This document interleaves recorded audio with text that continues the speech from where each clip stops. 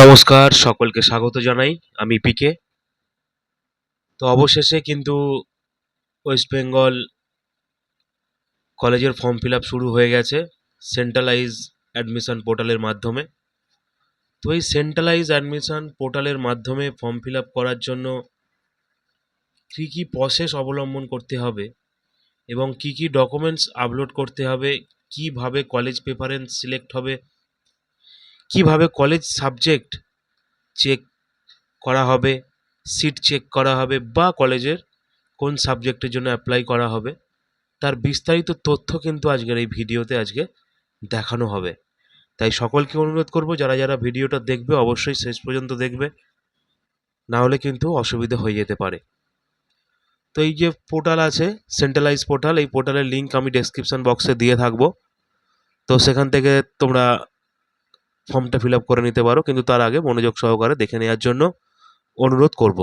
তো প্রথমে রেজিস্ট্রেশনের জন্য কিন্তু রেজিস্টার বলে যে অপশানটা আছে, এই রেজিস্টার বলে অপশানটায় ক্লিক করলেই মোবাইল নাম্বার এবং ইমেল আইডি দিয়ে রেজিস্ট্রেশনের জন্য কন্টিনিউ টু নেক্সট স্টেপ বলে যে অপশানটা আছে এটাতে ক্লিক করতে হবে। ফোন নম্বর এবং ইমেল আইডি থাকাটা কিন্তু বাধ্যতামূলক। আরও একবার বলবো, ভিডিওটা কিন্তু সবাই মনোযোগ সহকারে দেখবে, কারণ কোথাও যদি স্কিপ করে যাও কিন্তু তখন ফর্ম ফিল আপে অসুবিধা হয়ে যাবে, তখন আর ফর্ম ফিল আপটা করতে পারবে না।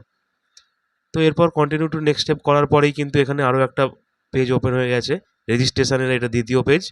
এখানে কিন্তু নাম, লাস্ট নেম, ন্যাশনালিটি, কাস্টটা কিন্তু ভেরিফাই করতে হবে। কাস্ট কী সেটা অবশ্যই ভালো করে দেবে, এর উপরই নির্ভর করছে মেরিট লিস্টে নাম কীরকম বেরোবে।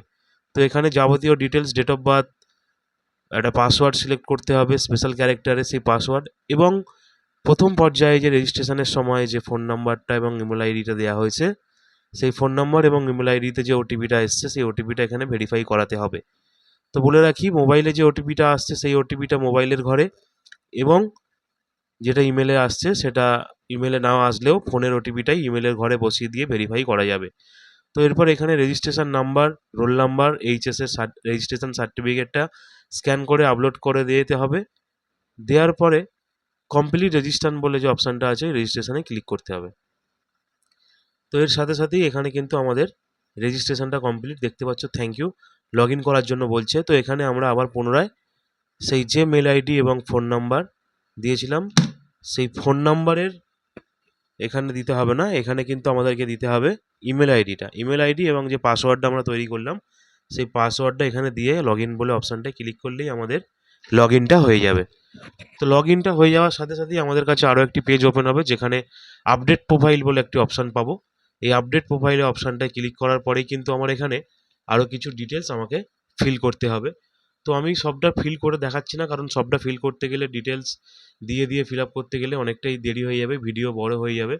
তো তাই এখানে যে সমস্ত সাধারণ ডিটেলসগুলো আছে সেগুলো তোমরা নিজেরাই বুঝতে পারবে কী কী চাইছে, কী কী দিতে হচ্ছে। তো এই সমস্ত ডিটেলসগুলো ভালো করে দেবে, এবং বলে রাখি ব্যাঙ্ক ডিটেলসটাও কিন্তু দিতে হবে, এবং ব্যাংকের পাসবই বা ক্যান্সেল চেক আপলোড করতে হবে। তো এটা করার পরে সেভ অ্যান্ড কন্টিনিউ বলে যে অপশানটা থাকছে, সেভ অ্যান্ড কন্টিনিউ বলে অপশানটাতে ক্লিক করে দিতে হবে। ক্লিক করার পরে একটি ওকে করে দিতে হবে। এরপরে আরও একটি পেজ আমাদের সামনে ওপেন হয়ে যাবে, যেখানে দেখতে পাচ্ছ অ্যাড্রেস। তো এই অ্যাড্রেসটাও যে যার যেমন অ্যাড্রেস আছে সেই অনুযায়ী ফিল আপ করে দেবে পার্মানেন্ট অ্যাড্রেসটা।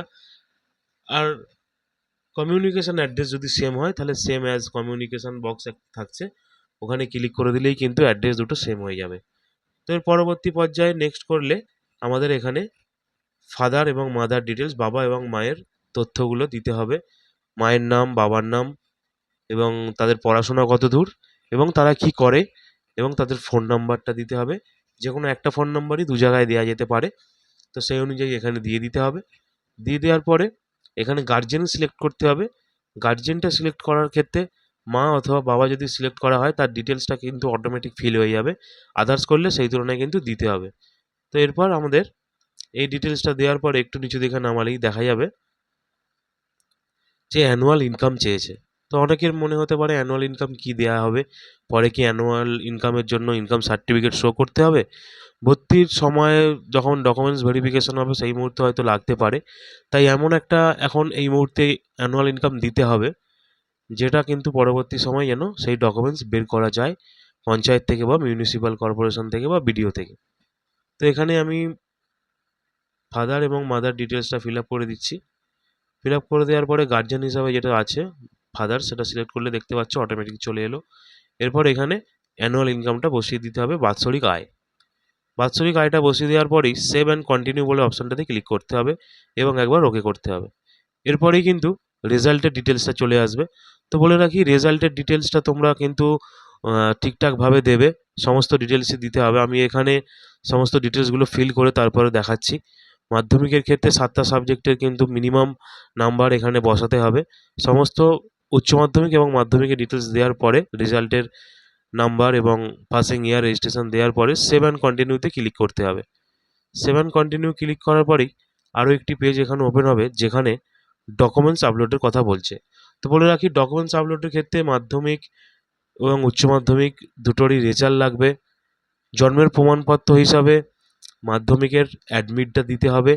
আইডেন্টি প্রুফ হিসাবে আধার কার্ড দেওয়া যেতে হবে এবং যদি কেউ এসসি এসটি ওবিসি হয় তো সেই ওবিসি সার্টিফিকেট আপলোড করতে হবে। তো এখানে আমি একের পর এক ডকুমেন্টসগুলো আপলোড করে দিচ্ছি এবং একটুখানি মনোযোগ সহকারে শুনে নিতে অনুরোধ করব যে মাধ্যমিক এবং উচ্চ মাধ্যমিকের যে নাম্বারগুলো দিতে হবে তার মধ্যে কিন্তু বাংলা, ইংলিশ ফার্স্ট ল্যাঙ্গুয়েজ আছে কি সেকেন্ড ল্যাঙ্গুয়েজ আছে, সেগুলো একটু সিলেক্ট করে নিতে হবে। মাধ্যমিকের ক্ষেত্রেও তাই এবং উচ্চ মাধ্যমিকের ক্ষেত্রেও তাই।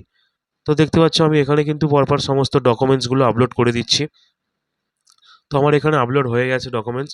তো এখানে দেখতে পাচ্ছ যখন ডকুমেন্টসগুলো আপলোড হয়ে যাবে তখন প্রিভিউ বলে অপশানটাতে ক্লিক করতে বলছে। তো এখানে প্রিভিউ বলে যে অপশানগুলো আছে এখানে ক্লিক করার পরেই সমস্ত ডিটেলসটা আরও একবার ভালো করে দেখিয়ে নিতে হবে। দেখে নেওয়ার সাথে সাথেই কিন্তু চেকবক্স যেগুলো আছে সেই চেকবক্সগুলোতে ক্লিক করে দিতে হবে, চেক অ্যান্ড ভেরিফাই বলে। এবং যতগুলো চেকবক্স আছে সেই সমস্ত চেকবক্সগুলোতে ক্লিক করার পরে সমস্ত ডকুমেন্টসগুলো একবার ভেরিফাই করে নিতে হবে যে ঠিকঠাক আপলোড হয়েছে কিনা। আপলোড হয়ে যাওয়ার পরেই এগুলো চেকবক্সগুলোতে চেক করে দেওয়ার পর সর্বনিচে যে অপশানটা আছে কনফার্ম বলে, এই কনফার্মে ক্লিক করতে হবে। কনফার্মে ক্লিক করার সাথে সাথেই কিন্তু আমার রেজিস্ট্রেশন ফর্ম ফিল আপ প্রায় কমপ্লিট। এবার এই যে অ্যাড কলেজ বা কোর্স আছে এখান থেকে এবার আমাকে সাবজেক্ট চুজ করতে হবে। তো আমি সকলকে অনুরোধ করব, বাই ইউনিভার্সিটি না করে, বাই ডিস্ট্রিক্ট না করে, বাই কলেজ বলে যে অপশানটা আছে সার্চ বাই কলেজ, সেইটা দিয়ে সিলেক্ট করলে কিন্তু খুব তাড়াতাড়ি কলেজগুলো পাওয়া যাবে এবং তার সাবজেক্টগুলোও পাওয়া যাবে। তো দেখতে পাচ্ছ আমি সুরেন্দ্রনাথ এখানে সিলেক্ট করেছি এবং এখানে যে সাবজেক্টে আমি অ্যাপ্লাই করতে পারছি তার জন্য আমাকে এখানে কিন্তু চেক এলিজিবিলিটি বলে যে অপশানটা আছে সেটাতে সিলেক্ট করতে হবে। চেক এলিজিবিলিটি অপশানটাতে সিলেক্ট করার সাথে সাথেই আমাকে কিন্তু এখানে আরও একটা অপশান দেখাবে, সেই অপশানটা আমাকে সাবজেক্টগুলো চুজ করার জন্য। তো সাবজেক্টগুলো চুজ করার জন্য অ্যাড প্রেফারেন্স বলে অপশানটা আছে, ওখানে ক্লিক করলেই আমার সাবজেক্ট অনুযায়ী কত খরচ, কত সেমিস্টারে খরচ, সেই সমস্ত ডিটেলসটা কিন্তু আমাকে এখানে দিয়ে দিচ্ছে। তো আমি এখানে একের পর এক এরকমভাবে সাবজেক্টগুলো সিলেক্ট করে নেব। সিলেক্ট করে নেওয়ার পরে প্রসিড বলে যে অপশানটা থাকবে ওই প্রসিড বলে অপশানটাতে কিন্তু আমাকে ক্লিক করতে হবে। তো এখানে প্রসিড বলে যে অপশানটা আছে সেই প্রসিড বলে অপশানটায় ক্লিক করব। তোমরা এখানে দেখতে পাচ্ছ ভর্তির সময় কত টাকা লাগবে এবং টোটাল 4 বছরে কত টাকা কোর্স ফি লাগবে টোটাল, সেই অ্যামাউন্টটাও কিন্তু এখানে দিয়ে দিচ্ছে। এটা কিন্তু সবচেয়ে একটা ভালো জিনিস, যেটার আগে আমরা কখনোই দেখেছিলাম না কোনো পোর্টালে বা কোনো কলেজের ওয়েবসাইটে ফর্ম ফিল আপ করার সময়। তো যারা যারা ভিডিওটা দেখছো অবশ্যই শেষ পর্যন্ত দেখো। এরপরে কিন্তু প্রেফারেন্স সিলেক্ট কীভাবে হবে বা কীভাবে ফর্ম ফিল আপের প্রিন্ট আউট হবে সেটাও কিন্তু আমি আজকেই এই ভিডিওর মাধ্যমে দেখাবো। তো আমি এখানে সাবজেক্ট সিলেক্ট করে নিচ্ছি, তোমাদের যে সাবজেক্টটা মনে হবে তোমরা সেই সাবজেক্টটা সেখানে সিলেক্ট করে নেবে এবং প্রতিটা সাবজেক্ট বা প্রতিটা কোর্স সিলেক্ট করার সময় কিন্তু চেক এলিজিবিলিটি অবশ্যই করতে হবে, তারপর অ্যাড প্রেফারেন্স সিলেক্ট করার জন্য এই অপশানটা আসবে। তো সাবজেক্ট অনুযায়ী আমি এখানে সিলেক্ট করে নেওয়ার পরে প্রসিড বলে যে অপশানটা থাকবে সেই প্রসিডটায় সিলেক্ট করতে হবে। করার পরেই কিন্তু আমাদের কাছে এখানে অ্যাড বলে অপশানটা চলে আসবে। ঠিক একইভাবে যতগুলো কলেজ অ্যাপ্লাই করতে চাইছো ততগুলো কলেজ কিন্তু এখানে অ্যাপ্লাই করতে পারবে। ম্যাক্সিমাম 25খানা কলেজের আবেদন করা যাবে এবং সেই অনুযায়ী প্রেফারেন্সগুলো কিন্তু সিলেক্ট করে নিতে হবে। তো আমার এখানে দুটো কলেজ আমি সিলেক্ট করেছি। সিলেক্ট করার পরেই একটু নিচু দিকে নামালে দেখতে পাবে যে কতগুলো অ্যাপ্লাই করা যেতে পারে, 25টা। তো আমার এখানে প্রেফারেন্স দেখতে পাচ্ছ, ফার্স্ট প্রেফারেন্স এবং সেকেন্ড প্রেফারেন্স। তো ঠিক এইভাবেই যতগুলো কলেজ তুমি আবেদন করতে চাইছো সমস্ত কলেজেরই আবেদন তুমি পরপর করতে পারবে এবং ঠিক প্রেফারেন্সগুলো সেইভাবে ওই যে অ্যাড যখন করলাম সেরমভাবেই কিন্তু 1, 2, 3, 4 যেটা আমার ফার্স্ট প্রেফারেন্স সেটা আমি একে রাখবো। আমার যে কলেজটা আমি ভর্তি হতে চাইছি 100% সেটাই একে রাখবো, যেটা তারপরে একটু সুবিধা হতে পারে বাড়ি থেকে দূরত্ব অনুযায়ী, মানে তোমার যেরকম সুবিধা হবে, যেই কলেজ সুবিধা হবে সেই অনুযায়ী প্রেফারেন্সগুলো কিন্তু সাজাতে হবে 1-2 করে। আর প্রেফারেন্স সাজানোর যদি কোনো ভিডিও প্রয়োজন হয় অবশ্যই কমেন্ট করবে, আমি কিন্তু সেরকম তাহলে একটা প্রেফারেন্স সাজানোর ভিডিও আমি কিন্তু দিয়ে দেবো। তো এই ভিডিওটা যারা যারা দেখছো অবশ্যই একটি করে লাইক করবে, এবং যদি দরকার হয় অবশ্যই কমেন্ট করবে। কোনো রকম সমস্যা হলে আমি কিন্তু সমস্যার কমেন্টের উত্তর দিতে প্রস্তুত থাকবো। তো ঠিক এইভাবেই কিন্তু ফর্মটা ফিল আপ করতে হবে, নির্ভুলভাবে ফর্মটা ফিল আপ করতে হবে।